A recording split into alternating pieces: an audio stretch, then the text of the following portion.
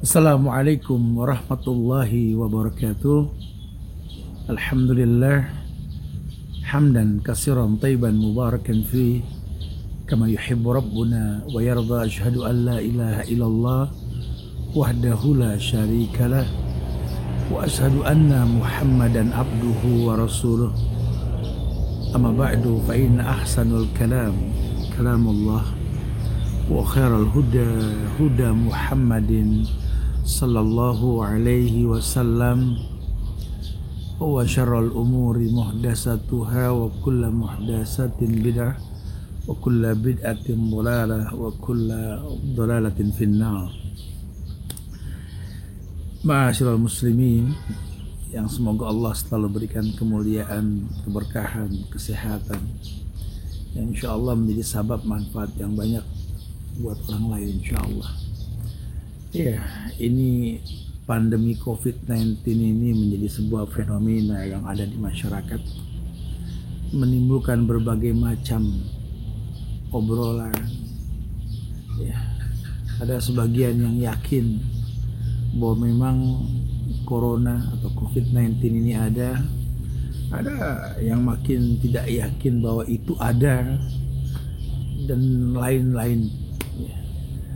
Ini membuat orang menyimpulkan dengan cara masing-masing. Padahal wallahi penyakit itu ada, bukan tidak. Dan Allah turunkan penyakit sebagai bukti rahmat Allah, yang kita terdidik untuk yakin jangankan sakit yang berat, sakit yang ringan pun dirontokkan dosa kita oleh Allah, betul? Dan ini satu bukti pula bahwa memang lambang cintanya Allah ya dengan menurunkan ujian kepada manusia. Makanya aneh aja kalau masih ada orang yang nggak yakin bahwa penyakit itu ada gitu lah. Ini kita kebanyakan lihat sosial media, tumpang tindih kabar yang masuk, sampai akhirnya setiap orang berani mengijtihadkan sendiri bagaimana cara bertahan hidup.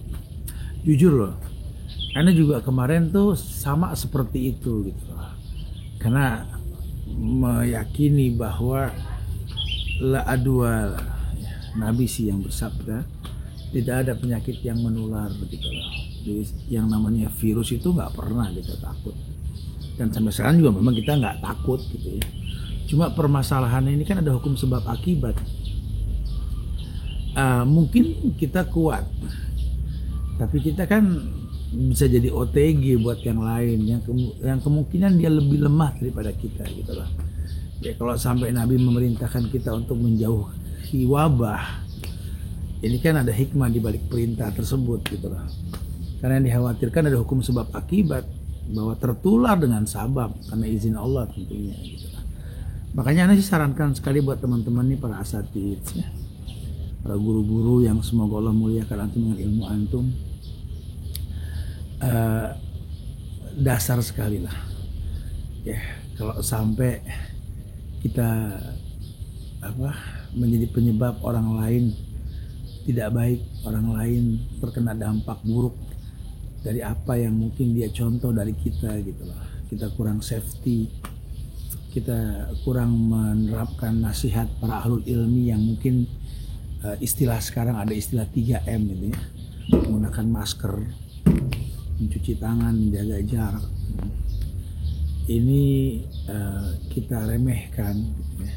Padahal itu antisipasi, nggak ada salahnya karena yang ngomong itu kan orang yang berilmu, bukan sembarangan gitu. Kita terapkan lah ya.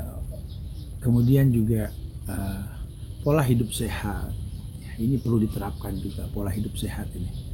Adanya keterbukaan dengan teman-teman kita bahwa yang namanya virus atau penyakit apapun nanti yang mungkin Allah ujikan kepada kita ini bukan aib, sehingga nggak ada salahnya kita ada keterbukaan gitu lah ya, untuk bisa bertanya kepada yang lebih berilmu bagaimana mengantisipasi, mencegah atau mungkin mengobati gitu lah.